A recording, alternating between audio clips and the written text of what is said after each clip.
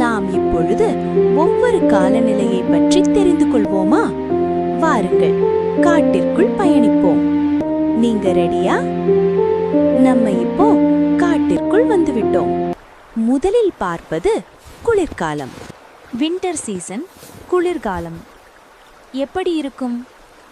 அதிக குளிர், பனி அல்லது மூடு பனி, சூரிய ஒளி குறைவு, இரவு நேரம் நீளம்.